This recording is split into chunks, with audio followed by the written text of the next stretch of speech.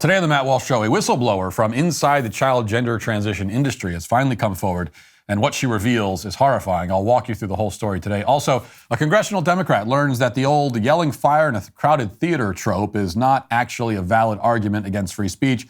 I have one more clip that you haven't seen yet from that now infamous committee hearing in Tennessee that I'll play for you. Plus, reports suggest that Project Veritas is trying to push James O'Keefe out, even though James O'Keefe is Project Veritas. In our Daily Cancellation, Vice holds a panel discussion on race. One guy with common sense somehow made it onto the panel and proceeds to offend and terrify the rest of them. It's pretty hilarious. We'll talk about all that and more today on the Matt Walsh Show.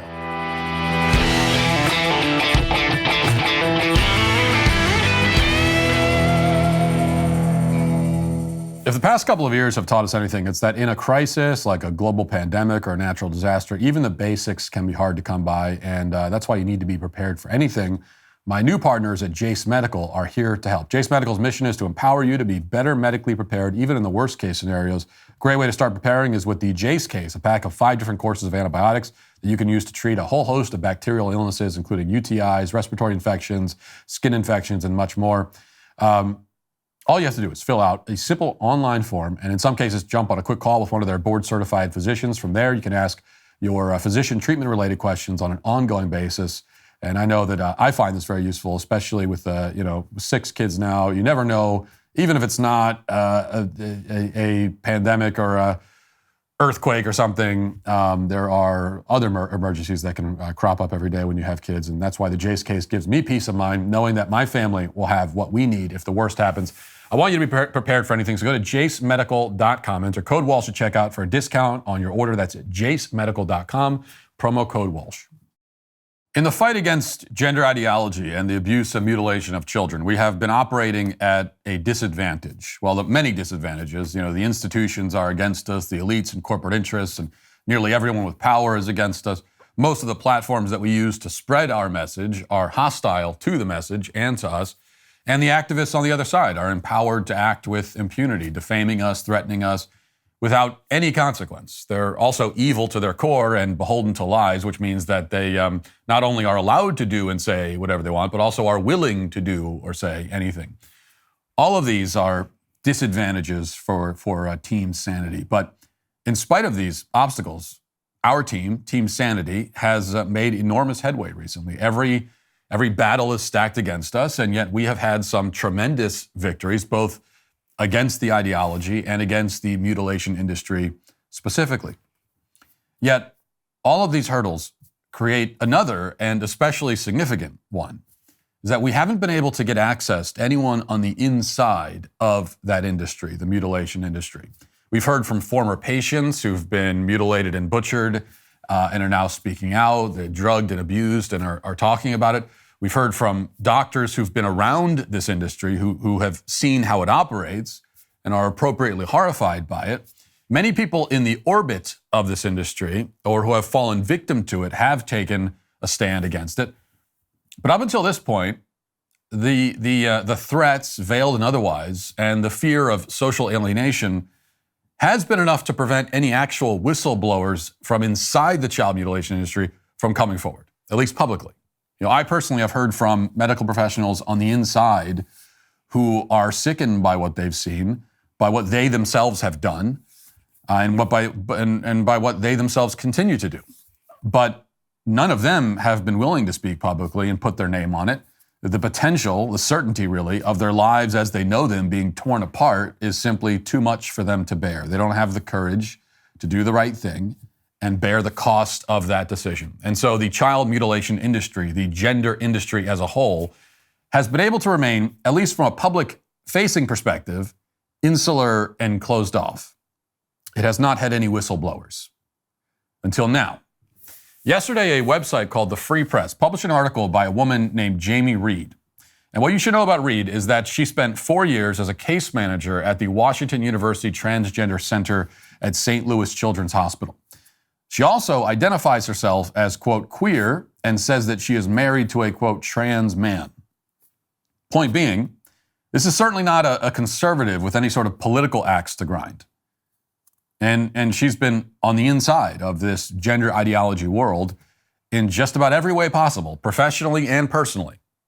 And now she's had enough. She explains in the article, quote, I left the clinic in November of last year because I could no longer participate in what was happening there.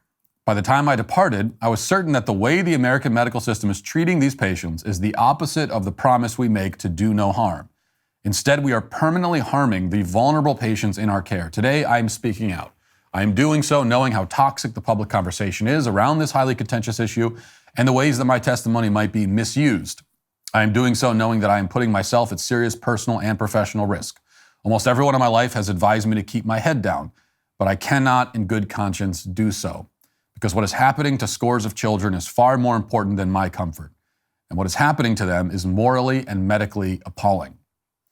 Now from here, Reed documents in great detail what exactly went on in this clinic. What she reveals can leave no doubt that not only are these clinics harming children irrevocably and brutally, but that they know they are harming children, and they do it anyway. I'm going to read some of the passages to you. I'll be doing a lot more reading than I would normally do in an opening monologue, but it's more important that you hear from Jamie Reed than from me today. So we'll go through this and kind of get as much of the whole story as we can. So she continues. Soon after my arrival at the Transgender Center, I was struck by the lack of formal protocols for treatment. The center's physician co-directors were essentially the sole authority. At first, the patient population was tipped toward what used to be the traditional instance of a child with gender dysphoria, a boy, often quite young, who wanted to be a girl. Until 2015 or so, a very small number of these boys comprised the population of pediatric gender dysphoria cases. Then, across the Western world, there began to be a dramatic increase in a new population. Teenage girls, many with no previous history of gender distress, suddenly declared they were transgender and demanded immediate treatment with testosterone. I certainly saw this at the center. One of my jobs was to do intake for new patients and their families. When I started, there were probably 10 such calls a month. When I left, there were 50.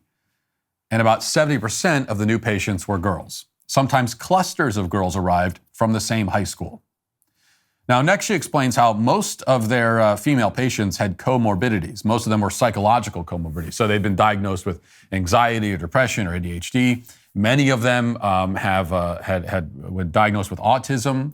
And there have also been studies that are showing that it's very, very common, this correlation between kids who are diagnosed autistic, and then next thing you know, they're saying they have gender dysphoria.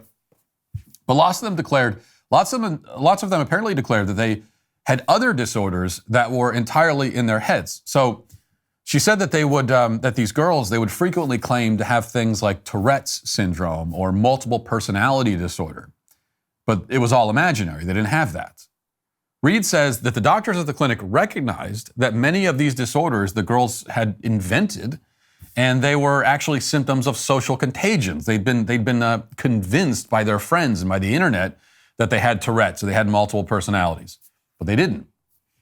And yet these same doctors, she says, were not willing to admit or even consider that gender dysphoria is also one of these social contagions, just like all the other social contagion disorders that these girls had fallen prey to. Reed continues, to begin transitioning, the girls needed a letter of support from a therapist, usually one we recommended, who they had to see only once or twice for the green light. To make it more efficient for the therapist, we offered them a template for how to write a letter of support for transition. The next stop was a single visit to the endocrinologist for a testosterone prescription, and that's all it took. When a female takes testosterone, the profound and permanent effects of the hormone can be seen in a matter of months. Voices drop, beards sprout, body fat is redistributed, sexual interest explodes, aggression increases, and mood can be unpredictable. Our patients were told about some side effects, including sterility, but after working at the center, I came to believe that teenagers are simply not capable of fully grasping what it means to make the decision to become infertile while still minors. Well, of course they can't grasp that.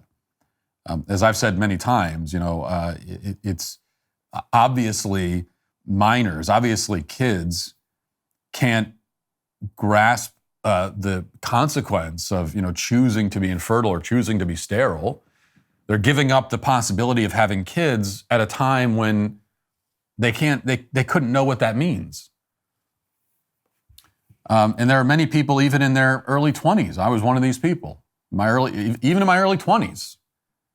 I couldn't really imagine what it would be like to have kids. You know, it wasn't something that I thought about. A few years later, I had kids.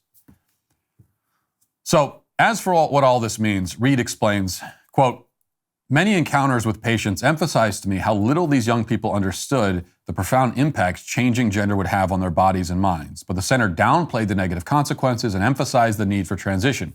As the center's website said, quote, left untreated, gender dysphoria has any number of consequences from self-harm to suicide. But when you take away the gender dysphoria by allowing a child to be who he or she is, we're noticing that goes away. The studies we have show these kids often wind up functioning psychosocially as well as or better than their peers. But there are no reliable studies showing this, Reed writes. Indeed, the experiences of many of the center's patients prove how false these assertions are. Here's an example. On Friday, May 1st, 2020, a colleague emailed me about a 15-year-old male patient. The email said, quote, oh dear, I am concerned that the patient does not understand what bicalutamide, I think, does. It's medicine. I responded, I don't think we start anything honestly right now. Bicalutamide is a medication used to treat metastatic prostate cancer, and one of its side effects is that it feminizes the bodies of men who take it, including the appearance of breasts. The center prescribed this cancer drug as a puberty blocker and feminizing agent for boys. As with most cancer drugs, this drug has a long list of side effects, and the patient experienced one of them, this patient did, which is liver toxicity. He was sent to another unit of the hospital for evaluation and immediately taken off the drug. Afterwards, his mother sent an electronic message to the transgender center saying that we were lucky her family was not the type to sue. Reed also documents a case of a 17-year-old girl on testosterone who experienced bleeding from the vagina that became so heavy that she had to be rushed to the emergency room. It turns out that the girl, though transitioning to become a boy, was still having vaginal intercourse. But that activity combined with the testosterone led to severe vaginal lacerations. And Reed says that this girl was not the only case of this kind that she saw. More from Reed. She writes, other girls were disturbed by the effects of testosterone on their clitoris, which enlarges and grows into what looks like a microphallus or a tiny penis. I counseled one patient whose enlarged clitoris now extended below her vulva, and it chafed and rubbed painfully in her jeans. I advised her to get the kind of compression undergarments worn by biological men who dress to pass as female. At the end of the call, I thought to myself, wow, we hurt this kid. There are rare conditions in babies, with babies that are born with atypical genitalia, cases that call for sophisticated care and compassion. But clinics like the one where I worked are creating a whole cohort of kids with atypical genitals. And most of these kids haven't even had sex yet.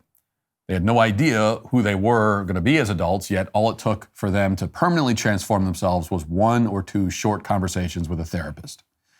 Reed says that sometimes the parents would only come to understand what they'd consented to on behalf of their children after the fact. So she shares one email from a distraught parent, and the email says, please be advised that I'm revoking my consent for this course of medical treatment. Grades have dropped. There's been an inpatient behavioral health visit, and now he's on 5 different medications, Lexapro, Trazodone, Buspar, whatever that I pronounce, etc. He's a shell of his former self, riddled with anxiety. Who knows if it's because of the blockers or other medications? I revoke my consent. I want the hormone blocker removed. Thank you. Reed also reveals that the transgender clinic at St. Louis Children's Hospital would keep itself stocked with new patients through referrals from the psychiatric ward at the same hospital. So kids who are diagnosed with schizophrenia or bipolar disorder were funneled through the transgender clinic and then given diagnoses of gender dysphoria as well, and then put on these experimental transition treatments. She mentions one especially disturbing case. Quote, for example, one teenager came to us in the summer of 2022 when he was 17 years old and living in a lockdown facility because he had been sexually abusing dogs. He'd had an awful childhood. His mother was a drug addict. His father was imprisoned, and he grew up in foster care. Whatever treatment he may have been getting, it wasn't working. During our intake, I learned from another caseworker that when he got out, he planned to reoffend because he believed the dogs had willingly submitted. Somewhere along the line, he expressed a desire to become female. So he ended up being seen at our center. From there, he went to a psychologist at the hospital who was known to approve virtually everyone seeking transition. Then our doctor recommended feminizing hormones. At the time, I wondered if this was being done as a form of chemical castration. Well, it's always a form of chemical castration, so the answer to that is yes. And then there's the issue of parental consent. Reed explains how the clinic would undermine or manipulate the parents because, in theory, the parents have to consent to this, which obviously, even if they do consent to it, it doesn't remotely make any of this okay. But what you find out is that even parental consent many times is not really consent because they themselves are being manipulated. This was especially easy, as she explains, to do in cases where the parents disagreed about the transition. And the clinic, of course, would always side with whichever parents wanted to transition the child. And history would seem to indicate that the parent who wants to transition the child is like almost always the mother. So she recounts one case, quote, "My concerns about this approach to dissenting parents grew in 2019 when one of our doctors actually testified in a custody hearing against a father who opposed a mother's wish to start their 11-year-old daughter on puberty blockers. I had done the original intake call, and I found the mother quite disturbing. She and the father were getting divorced, and the mother described the daughter as kind of a tomboy. So now the mother was convinced her child was trans. But when I asked if her daughter had adopted a boy's name, if she was distressed about her body, if she was saying she felt like a boy, the mother said no. I explained the girl just didn't meet the criteria for an evaluation. Then a month later, the mother called back and said her daughter now used a boy's name and was in distress over her body and wanted to transition. This time the mom and daughter were given an appointment. Our providers decided the girl was trans and prescribed a puberty blocker to prevent her normal development. The father adamantly disagreed, said that this was all coming from the mother, and a custody battle ensued. After the hearing where our doctor testified in favor of transition, the judge sided with the mother." Of course he did. It's not at all hard to interpret what happened here. Obviously, the girl was an innocent, normal child, maybe a bit of a tomboy, okay? And the mother decided that she wanted the girl to be trans. This is what she wanted, perhaps partially fueled by her resentment against the husband that she was divorcing.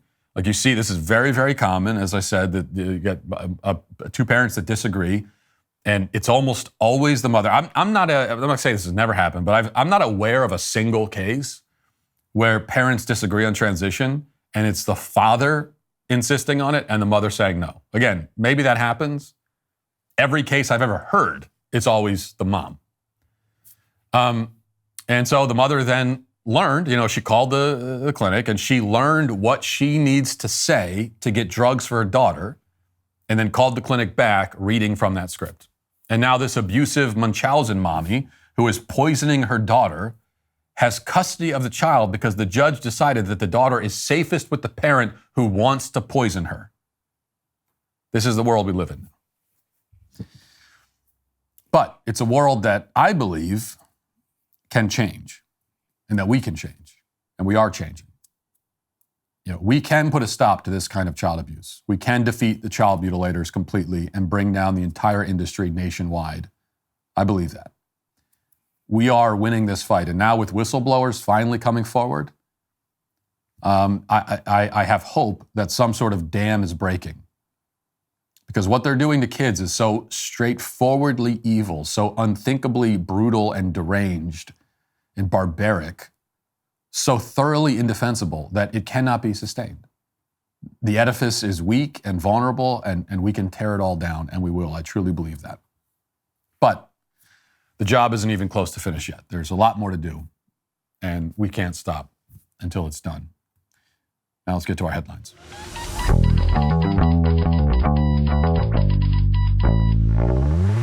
Experts are highlighting new identity theft threats to watch for in 2023. Some tactics include scams targeting specific ethnic groups and those with limited English proficiency.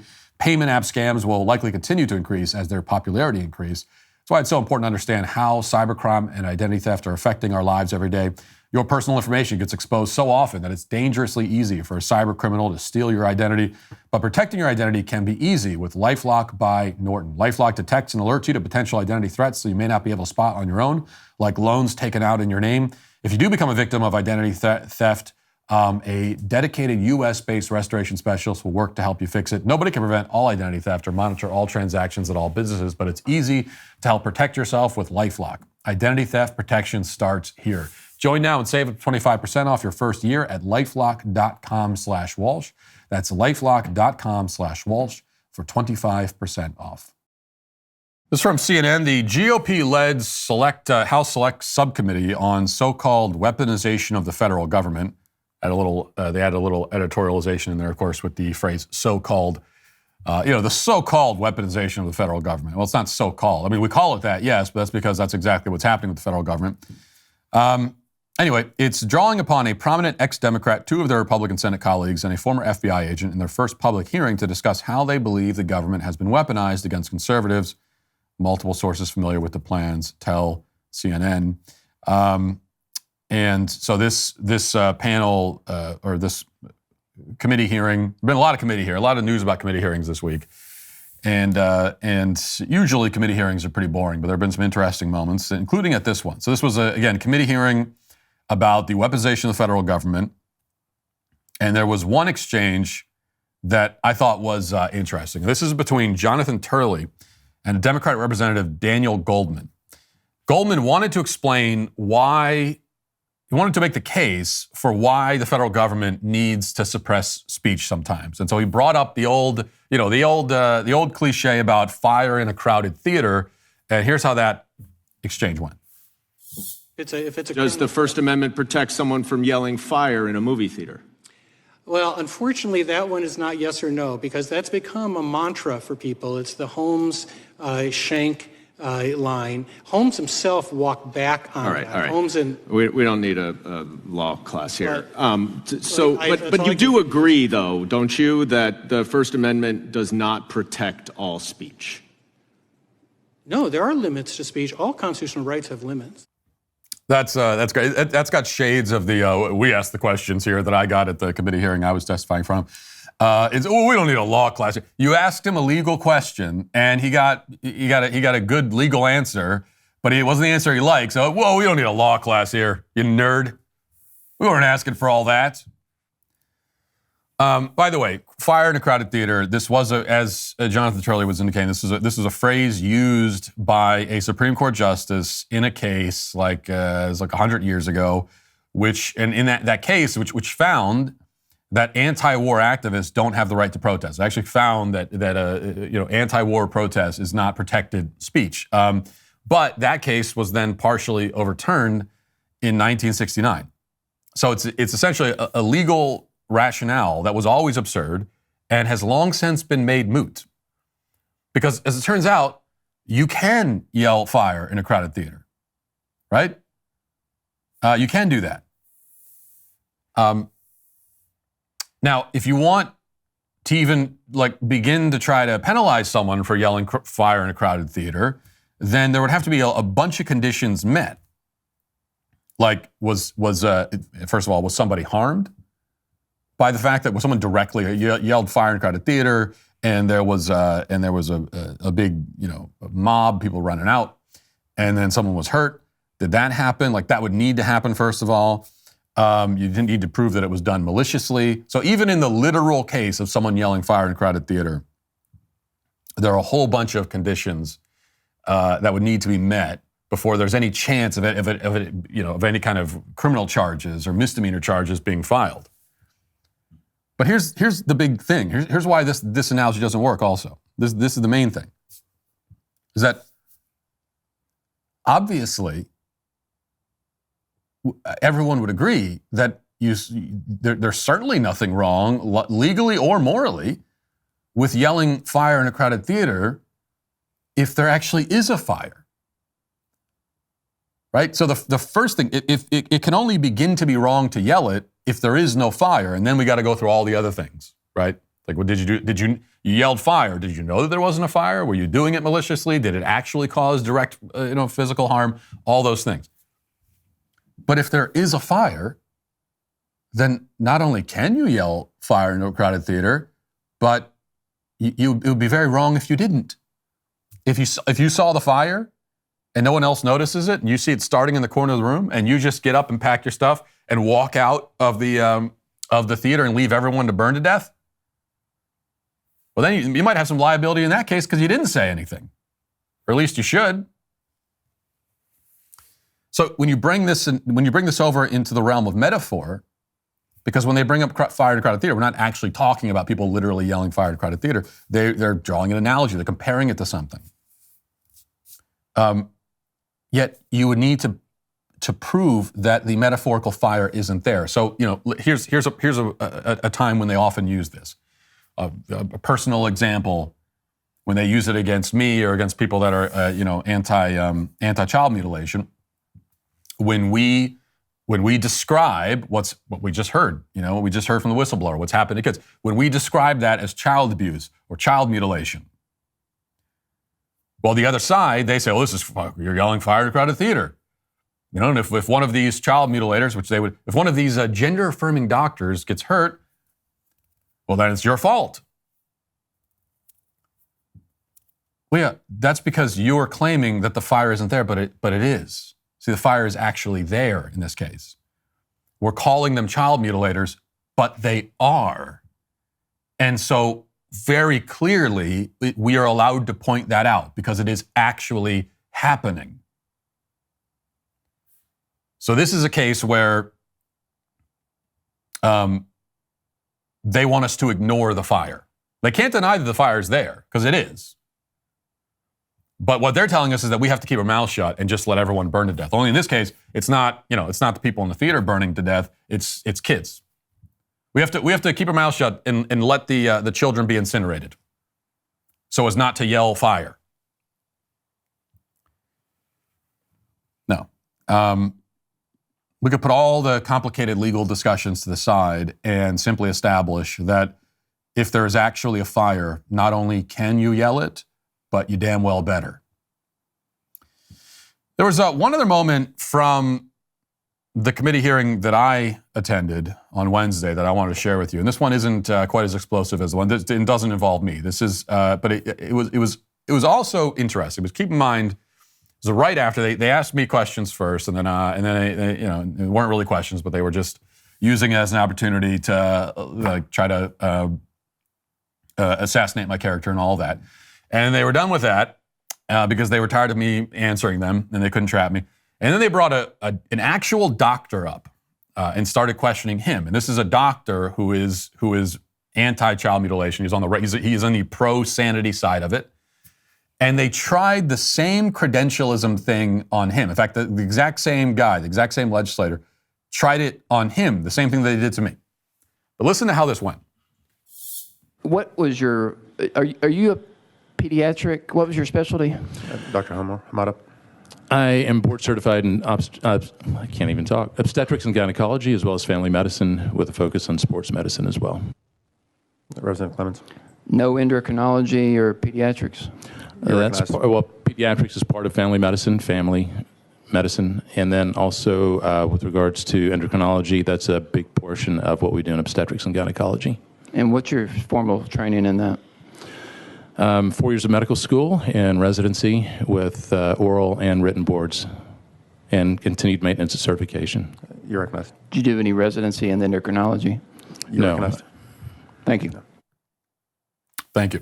By the way, that doctor's Omar Hamada. He gave me his card, and I'll let you know because this is one of the good ones. This is one of the good guys in the medical field.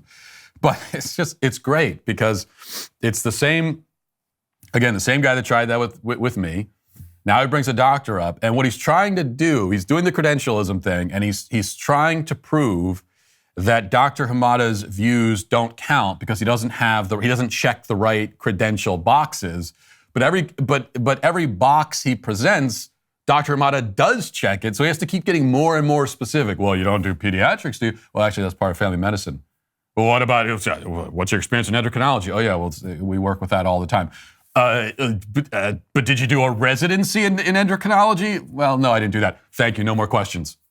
He keep getting more and more specific because no matter what he brought up, it checked the box. And then you notice at the end of that, there was no follow-up question. It wasn't leading anywhere. It's like, let me just find the one slight, you've been working in medicine, you've been working in the field for years and years and years. You are definitely an expert in this subject. But let me find the one little gap, the one supposed gap that I can find, and I'll call attention to that, and that'll be the end of it. Because as it turns out, they do the credentialism thing, but it doesn't actually matter, obviously. because I can get up there and I didn't even go to college. And so they can say, well, it doesn't count. Your opinion doesn't count. You didn't even go to college. And then a guy who's been in the medical field for decades can get up there and he's got all kinds of relevant experience, but he doesn't it doesn't count for him either. Because whether you have the credentials or not, the only credential that actually matters to these people is whether you agree with them. That is the only thing they care about. Which is also why you notice they never do the credentialism thing with someone on their side. There were other people at the hearing who spoke up in favor of child mutilation and were not doctors, okay? And yet, for some reason, they weren't called up and asked about their credentials. Nobody called them up and said, well, what's your expertise? Because as long as you agree with the party line, that is the one single credential that matters. That's it. Another quick update on that, by the way. Representative Caleb Hemmer, who we talked about yesterday, he was the guy that tried the Media Matters hit piece on me, and then I asked him one simple question, and he recoiled in horror and fell silent and totally humiliated himself.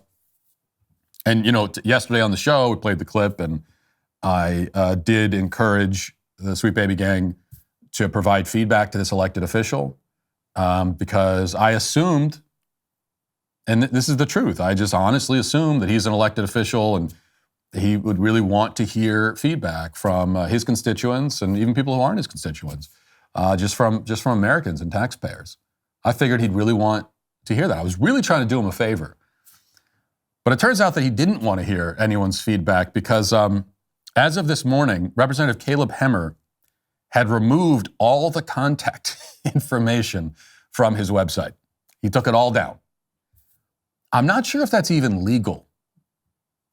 We would need to get I don't have the credentials as a lawyer, we need to get a lawyer in here, but as a elected representative, can you just take down your contact information? Can you remove it so that your constituents can't contact you?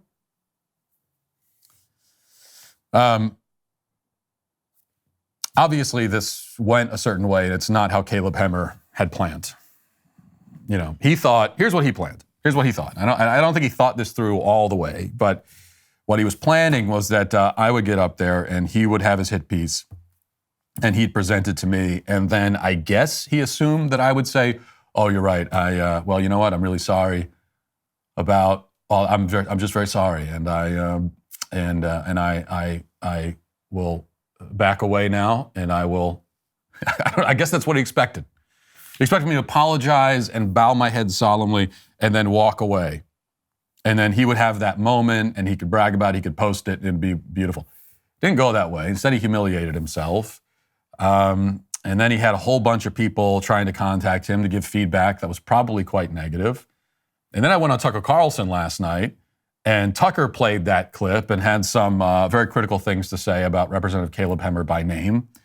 And so now his whole world is like falling down on top of him. Not how he thought it would go. But here's the thing. If you try to defame me, if you try to use lazy hit pieces on me, if you try to lay a trap for me, and you do it all in an effort to protect child butchers, then this is going to be the response. Okay, there's going to be a consequence for that. So go ahead and take your shot, give it your best effort, and then it's going to be my turn. And so you're learning that, Caleb. I don't think you quite understand what time it is here and what kind of conservatives and what version of the right you're dealing with. This is, and I know maybe you're used to the version of the right, the old right, where you kind of go along and you controlled opposition and you play your part, and that's not the case here. We don't go along with the game and bow down dismissively. We're playing for keeps. So get your head in the game next time, buddy. Speaking of trans issues, here's someone trying to work out how to feel about being misgendered. I thought this was kind of interesting. So I was just picking up my vehicle from an oil change, and the person came out of the garage and said, "What can I do for you, young lady?" And I know that this was intended to be a greeting of respect and kindness, or politeness maybe, but I had this immediate like, okay, young, maybe comparatively, I'll take it. But I was like, lady, what do I do with that? Like, it's so complicated because I know this person only intended kindness. There was a smile on their face. Like, I know that they weren't trying to like patronize me or gender me, but I felt so gendered and so inappropriately gendered. And I don't know what to do with that. Like, what do you do with that when someone like has the best of intentions and I don't really want to spend all of my spoons trying to educate someone at the Costco car center? What do you do with that? What you do with that is you live your life. You move on and you live your life, and you leave Costco, and that's it. That's what you do with that. These people, they fall into this state of like paralysis after just normal, polite interactions. They feel like they have to analyze all of that. And every interaction that they have, every interaction they have with anyone is loaded. Every interaction, it's a loaded interaction. And nothing can just, there's no such thing. In the world of this kind of person, there's no such thing as just a polite, normal interaction. You and I, as normal, sane people, we have those, that's most of the interactions we have in life, or just with like people, acquaintances, you pass somebody down the street, you say hello to someone, and that's it. That's most of the people you meet. It's like, there's no reason to even think about it. That doesn't exist for these people that are, but that's also the consequence of believing that you are the center of the universe, and everything that happens is extremely significant, and everyone who talks to you has to talk to you a certain way and approach you a certain way, and if they don't, then it's this traumatic moment in your life. This is the consequence. All right, one other thing I wanted to mention, a very odd and I think troubling story, and I don't know, I can't make heads or tails of it. I don't know exactly what to make of it, but this is from Newsweek. James O'Keefe, the founder of the controversial right-wing video organization Project Veritas, has taken paid leave from the company with his future currently in doubt. According to an internal message to Project Veritas' employees sent by the organization's executive director, Daniel Strack, seen by the New York Magazine's Intelligencer website, O'Keefe is taking a few weeks off of well-deserved paid time off. The message did not expand upon while the founder of the Undercover Artist Group is on leave from the company. In a further statement, Strack said, like all newsrooms at this stage, the Project Veritas board of directors and management are constantly evaluating what the best path forward is for the organization. That was initially is what they said. They said we're just taking leave. We don't know exactly what's going on. And then a leaked memo came out, which reveals that Project Veritas employees have raised concerns about his behavior to the board. The memo obtained by the Daily Beast alleged that workers were troubled and frustrated by O'Keefe's management style, that he was outright cruel to staff members. Project Veritas employees said that O'Keefe engages in berating and public crucifixions of staff members. O'Keefe is also alleged to have forced workers to take lie detector tests to prove they weren't leaking information about the company. Spat at them, allegedly. Anyway, then it goes on. I read the whole letter. It's really bizarre, to be honest with you, because there's nothing terribly salacious or extraordinary. There's even someone mentions in the letter, there's a thing about how he took a pregnant woman's sandwich, allegedly. That's mentioned too. Just a bunch of weird and mostly kind of petty complaints, and all amounting to an accusation that James O'Keefe is a jerk, basically. And that's what the accusations come down to. And enough to try to expel him from his own organization. I do think the timing is extremely suspicious, because O'Keefe just had this major bombshell exposing Pfizer, one of the most significant scoops in recent memory. And then that's when they try to take him out. So that means that either this is being coordinated by Pfizer somehow, or it's being coordinated by people who are too dumb to at least hold off for a bit so it doesn't look like it's being coordinated by Pfizer. Either the timing is directly connected, or it's not. And if it's not, then why would you do it at a time when it's going to appear to be connected? But like I said, I don't know exactly what's going on. I also don't know, I don't know which of O'Keefe's alleged rude behaviors are true, if any. But I will say this. What he's being accused of is at worst being a jerk, right? That's what he's being accused of. And I'm not saying I believe it. I don't know James O'Keefe. I met him a couple times. We've texted back and forth a few times. Seems like a nice guy to me. I've never heard anything to the contrary. But my point is, I'm actually perfectly willing to believe that he could be a jerk sometimes. And not because I get that vibe from him. No, that's not the point. But because he's doing great things. And he's a high achiever. And high achievers who do great things, historically, can be jerks sometimes in certain situations. Like great men, the people who get things done, visionaries, which James O'Keefe is, I believe. These people have quirks sometimes. They can often be difficult to get along with on a personal level. There's nothing unprecedented about that. Again, I don't know if that's the case with James. I have no idea. But it could be, simply because he's one of the get stuff done kind of guys. And if that is true, so what? That's the price of having a person like that leading your organization. And it's the only reason why your organization exists or has achieved all the great things that it has. It's a price well worth paying. Like, you're not going to get a great person who does great things and is a visionary and achieves a high achiever and who also gets along with everyone all the time and everything is perfect and he has no weird quirks about his behavior and he never, has a bad temper. Like, that doesn't exist. You're not going to find that.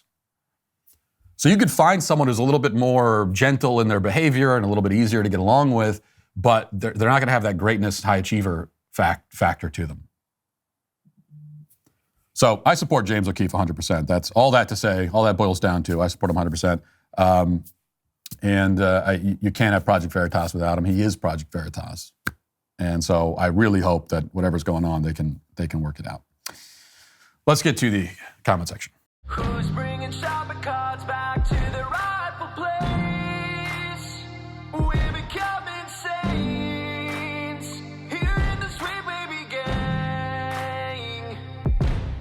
Pure Talk is the antidote to woke wireless companies. It's proudly veteran-owned, employs a U.S.-based customer service team, and absolutely refuses to spend money on fake news networks. Not to mention, Pure Talk's service is fantastic. They're one of the largest networks in the country, and you can get blazing fast data, talk, and text for as low as $30 a month. It's probably half of what you're paying for Verizon, AT&T, or T-Mobile.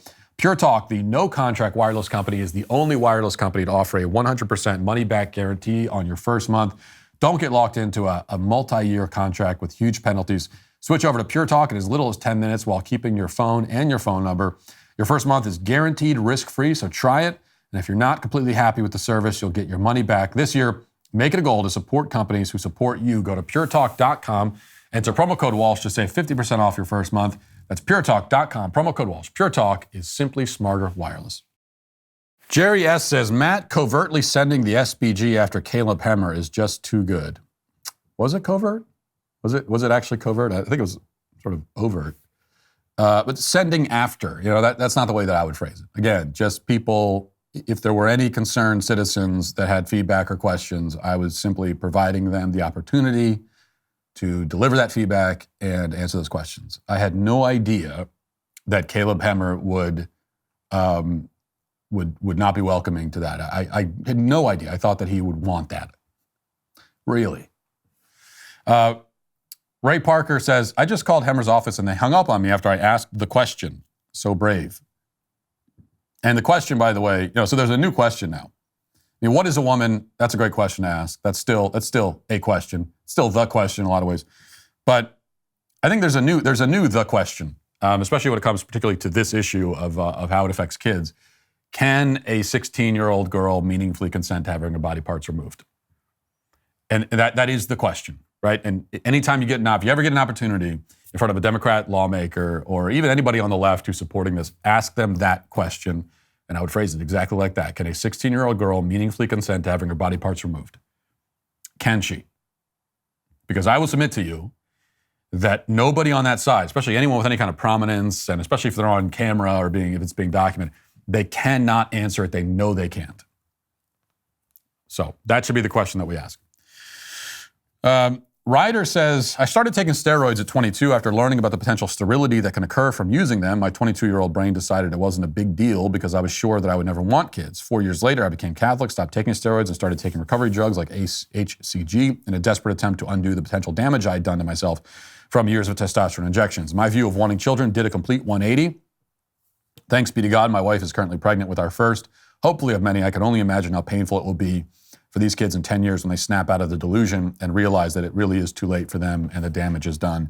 Well, congratulations to you, and I'm glad that you were able to reverse the damages that were done. And the fact that look, I didn't take steroids when I was 22, but it's the kind of thing, like, if I had gotten really, really into sort of gym culture and the gym bro thing at the age of 22, I may have done that as a 22-year-old. Like you're 22. You're an adult, but you do a lot of really stupid and impulsive things, and you're not thinking about the future. And especially if you're a man at 22 and you're not in a serious relationship, then you're probably not thinking much about having kids. And just like when I was 22, I couldn't even imagine. I can remember being 22 and thinking about the possibility of having kids sometime in the future. And I couldn't wrap my head around it. I'm like, what? I have a kid, myself as a dad? That's like, it's absurd. And so if there was I can't even imagine I don't know what it would be in an analogy, but if there was something that I really wanted, and the deal was, someone said to me, well, you can have this thing, but then the deal is like with this genie that I'm talking to, that you have to give up the ability to have kids in the future. At 22, I probably would have said, oh yeah, I'll take that deal.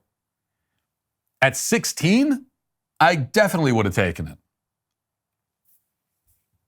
And then by 25, I had kids. So things change radically and drastically as you get older.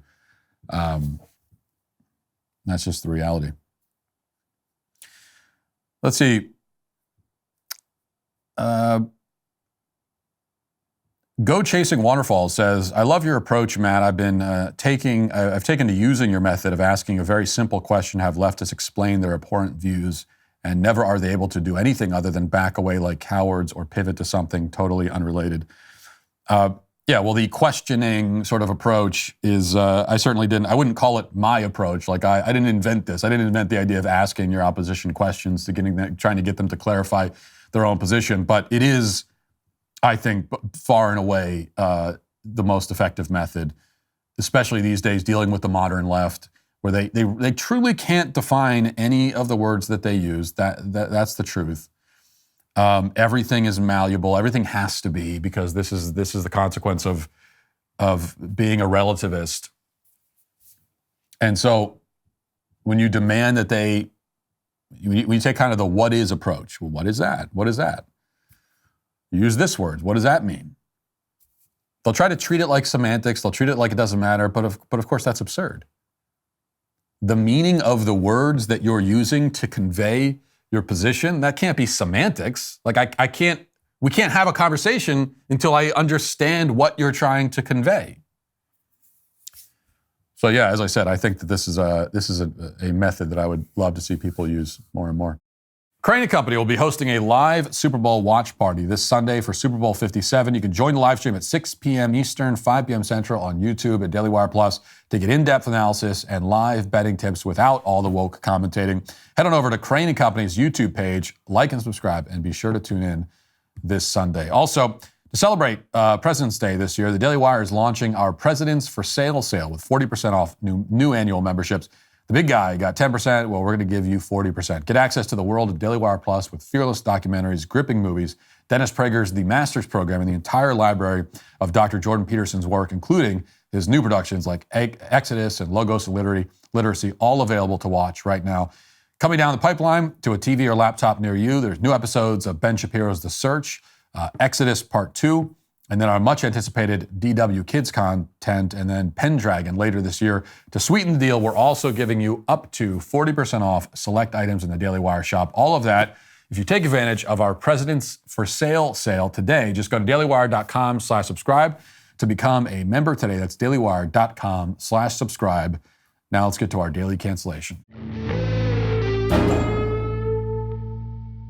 A few weeks ago, Vice held a panel discussion with young Asian Americans. And here's how they describe the point and theme of the conversation. What does it mean to be Asian in America? From hate crimes to the model minority myth to affirmative action, a politically divisive panel hashes out the most controversial issues facing the AAPI community today. Now, this is the kind of discussion, especially when hosted by an outlet like Vice, that is nearly certain to be excruciatingly boring and annoying. It's already guaranteed that the panel will be stacked with leftists, and leftists are ideologically required to never say anything remotely interesting, especially when the subject has anything to do with race or ethnicity. But fortunately for the viewers, there was at least one young man who managed to make it onto the panel despite having a mind of his own. A Twitter user named Calum posted a couple of videos featuring this man. Vince is his name.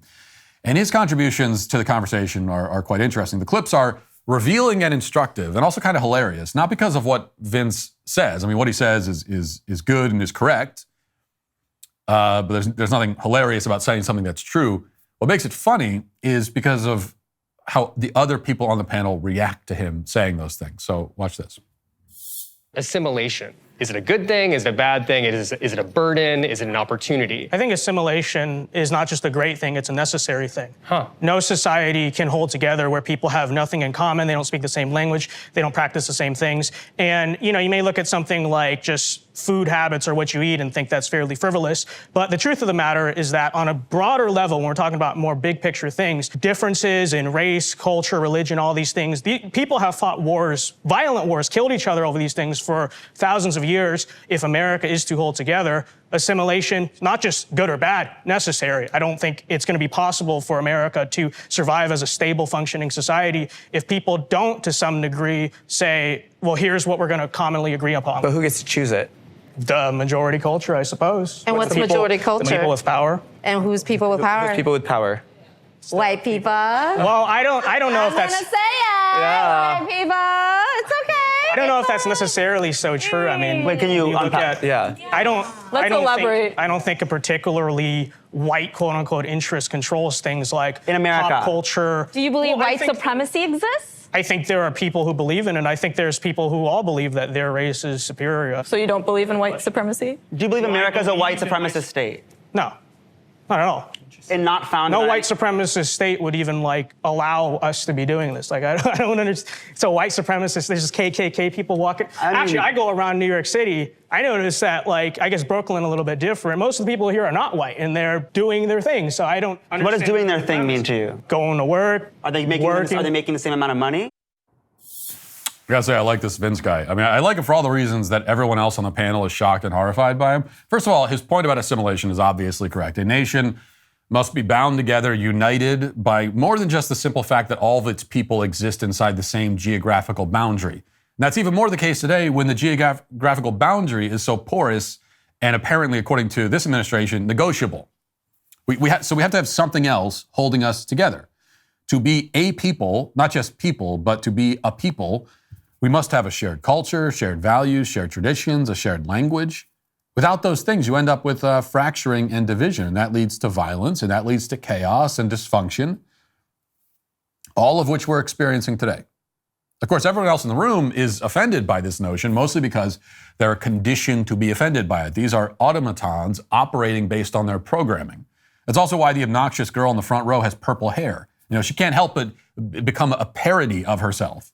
It's like, why do these obnoxious liberal women, why even do the purple hair anymore? You are willingly making yourself into a stereotype, into one of the most mocked stereotypes in existence right now. You are saying, I'm going to be that person. But it's all programming. And she is aghast that Vince would suggest assimilating with the majority culture because she claims the majority culture is white. And she sees white as automatically bad, and she holds this view even while telling herself that she is not the racist one. She, along with her leftist cohorts, are also scandalized that Vince will not label America a white supremacist state. But as he points out, if America was run by violent white supremacists, who control everything, the first thing they'd probably do is stop you from pointing this out. Okay? Like, this is a pretty good indication. So if you want to know, do I live in a white supremacist, violent state? Well, can you stand anywhere? Can you go anywhere and just say, this is a violent white supremacist state, and nothing happens to you? Oh, no, sorry. It's not nothing happens to you. You can go anywhere and say that, and you'll be applauded. Well, if that's the case, then you don't live in a white supremacist state. Because non-white people can say and do whatever they want. And they can condemn white people all they want without any repercussions whatsoever, unless, as repercussions, you count, again, applause. It's not exactly what you'd expect a white supremacist dystopia to operate. That's not how you expect it to operate. Like, if you didn't know anything about this country, if you're crawling out of a cave and someone told you, oh, I got some bad news for you. You crawled out of a cave into a white supremacist state. You just so you know, you live in a systemically racist white supremacist state. When you hear that and you don't know anything, immediately your mind is going to conjure all kinds of images, and you're going to make all kinds of assumptions about what sort of country this is. And then you're going to get out into the world and you're going to find that, wow, it's not anything like that at all. In fact, wow, there's non-white people all over the place go running around talking about how much they hate white people. And then there are other groups of people, there are white people following behind them applauding. Well, that's not the kind of white supremacist state I was expecting. Though I do have to admit, the guy at the end was onto something. He asked whether non-whites make the same amount of money as whites. And the answer is no, they don't. That's true. Because most of the people in that room, in fact, belong to ethnicities that make more money than white people on average. Many Asian immigrants come to this country and quickly find themselves in a higher income bracket than the average white family. The median household income for Asians in general is $100,000. For white households, it's $77,000. This remains perhaps the most inconvenient truth of all inconvenient truths for the race hustlers. Because if America is a systemically racist country, systemically racist against non-whites, how could it possibly be the case that many non-white communities fare better than whites? In fact, Vince, always on the ball, makes this very point later in the discussion. Listen. Statistically, it is true that Asians, right, on average, make more money, in terms of medium, make more money, better test scores, get into better colleges, all that stuff. I think the question is, why is that? And I don't know, model minority, whatever that label wants to mean. That's actually a myth, because we cannot be... Well, no, listen. Well, let me finish my point. We need to observe what makes people successful and unsuccessful. And I think when you look at trends that are generally true in the Asian community, not of everyone, but are generally true, usually you have families that are sticking together. You have, people are taught to work hard in school, not get into trouble. I think that translates to why Asians en masse are successful. And I don't think you have to be Asian or white, for that matter, to not have kids out of wedlock, not, commit crime, not cause trouble, or whatever it is. It's just a matter of common sense. That's what makes people successful. And if that's so-called assimilation, having a nuclear family, buying a house, going to school, whatever it is, then yeah, okay, call me a pro-assimilation then. I think there's a difference between assimilation and erasure. Yes. Now, needless to say, Vince is once again completely and irrefutably right. Asian Americans do very well in this country. They also tend to have intact families. This is not a coincidence. In fact, if you look at a ranking of median household income by race, and then you look at a ranking of divorce rate by race and out-of-wedlock birth by race, the lists are identical, okay? The groups that are less likely to get divorced, less likely to have out-of-wedlock births, are also less likely to be poor. As the rates of broken homes increase, the rates of poverty increase between whites, blacks, Hispanics, and Asians. The black community is the poorest. It's also the community with the most out-of-wedlock births and broken homes. The statistics here, again, are irrefutable. The only crime that Vince committed was noticing it. And as we've seen time and time again, one of the great moral crimes in our culture today, one of the only moral crimes, is the crime of noticing. Like, we all know that black people as a group generally fare the worst by every societal measure, pretty much. We also know that as a group, they have the highest rates of single-parent households and kids raised without stable and reliable parental guidance. We all know all of that, but these are facts we're supposed to keep on the peripheral. You're not allowed to turn your head slightly to the side and look directly at them. And if you do look at them, you certainly are not permitted to draw any connections or form any conclusions. And if you do look at the facts and you form conclusions, they certainly better not be conclusions that would, even to the slightest extent, put the onus on the black community to improve its own situation. Okay, you better not be implying or suggesting or God forbid, outright saying that the black community can do certain things itself to improve its own position, like, for example, have kids, get married before you have kids and then stay married. Like, you're not allowed to ever say that, though I just did. That's the greatest heresy of all. Of course, the other people in the room reacted as you would expect those in a religious cult to react to heresy. If you're only listening to the audio, you're not going to be able to fully appreciate the scene because, as Vince calmly explains, the benefits of having intact families and discipline and encouraging education, the other panelists were left slack-jawed. They stared in horror, their mouths agape. They shook their heads. They could not believe what they were hearing. They were in close proximity with common sense, perhaps for the first time in their lives, and they found that the experience was terrifying. That, to me, is the most disturbing thing. Yes, obviously, Vince is right about everything he said. Obviously, the other panelists are wrong, but it's not just that they're wrong, okay? You can be wrong about stuff. It's just that it's not just that they don't agree with Vince's common sense, data-backed analysis of the situation. It's really that they were shocked by the analysis. Okay, it's one thing to be wrong, to misinterpret it, to misread it, but you're shocked by it. It's that they apparently had never heard anything like it before. It's one thing to disagree with an obvious truth. It's another to be stunned by it. And that speaks to the suffocating, stifling bubble that these people have been living in. They clearly believe what they believe merely because it's the only belief that was ever presented to them, and they lack the intellectual curiosity to survey the other options. They have nearly totally insulated themselves from everything that might challenge their worldview. So when it does happen, and they finally and by accident encounter such a challenge, they practically faint like damsels in distress. And that's what we saw there. And it's why Vince is not canceled today. In fact, I just found out as I was preparing the segment that Vince has his own YouTube channel, which you can find if you search Vince Dao, D-A-O, on YouTube, and you should look him up. He's obviously a brilliant guy. The same cannot be said for the others in the room, and that is why they are today canceled. That'll do it for the show today. As we move over to the members block, you can become a member and use code Walsh to check out for 2 months free on all annual plans. Hope to see you there. If not, talk to you on Monday. Godspeed.